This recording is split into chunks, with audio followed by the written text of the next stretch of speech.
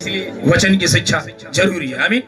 तो यहाँ पर लिखा है कि शैतान जो है, जो उपवास रखते हो भरमाता है आपको, अभिलाषा करते हो। हाँ, क्या अभिलाषा, पढ़िए जरा। और दुष्टता से हाँ, और दुष्टता से घूस मारते हो। दुष्टता, उपवास तो रहते हो लेकिन घूसा मारना नहीं छोड़ते हो। दुष्टता से घूसा मारते हो, किसी को गाली देता थे उपवास के दिन, कोई किसी की चुगली कर देते। इस सब से अवॉइड करिए, दूर रहिए सबसे। कोशिश करिए कि अपने मुंह से कोई भी अशुद्ध बात न निकले, किसी से बात विवाद ना हो, उससे बचिएगा थोड़ा सा।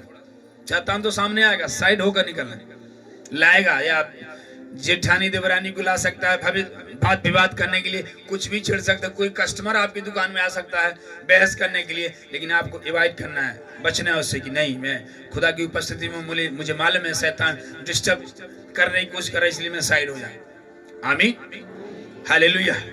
तो इसलिए कह रहे उपवास तो रहते हो, क्यों नहीं सुनी जाती? तुम बार बार उपवास रहे, तुम्हारी क्यों नहीं? इसलिए कि तुम आपस में लड़ते हो, खूसे मारते हो और अपनी अभिलाषा पूरी करते हो। उपवास तो हो लेकिन ध्यान खाने की तरफ है। उपवास तो हो खाना, ध्यान लड़ाई की तरफ है। उपवास तो हो, ध्यान बदले की तरफ है। उपवास से निकल जाऊं तो उसको मजा बताऊंगी, मजा चखाऊंगी। उपवास मेरा उपवास रह लूं तब उसके बाद देखूंगी उसकी कितनी लड़ती है, कितना लड़ता है। उपवास के दौरान में उनको माफ कर दो। पिता उन्हें माफ कर, पिता मेरे शत्रुओं को माफ कर, प्रभु मेरे दुश्मनों को माफ कर। आप बोल दो, आपका वचन जब वो रिसीव करेगा तो उसको लगेगा, न तो वो माफी आपके अंदर आएगी। आमीन। बल्कि आशीष ही दे दो और प्रभु आपको और फलवंत करेगा। आमीन। हाँ, नेक्स्ट पढ़िए अगला।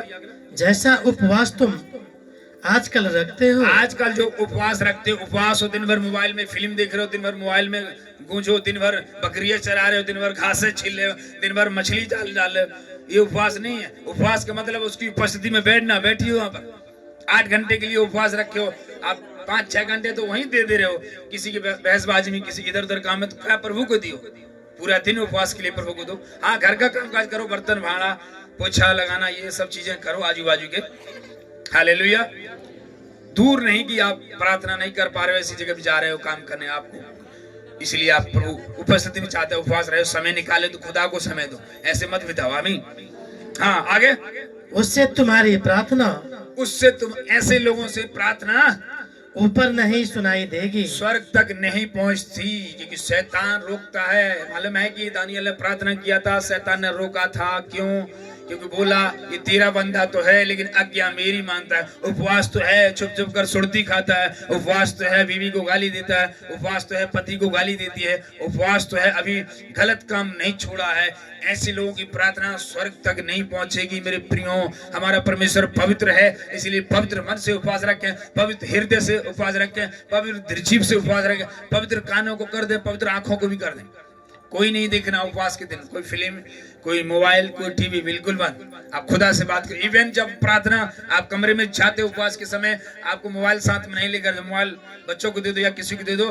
प्रार्थना करके तब प्रभु से बात करके तब बाहर आके किसी का कॉल रिसीव करिए, किसी का कॉल उठाएगा। आमीन। ये है रियल उपवास, रियल फास्टिंग, जिसके द्वारा आप प्रभु की आपसे बात करेगा और आपकी प्रार्थना परमेश्वर के पास पहुंचेगी। आमीन।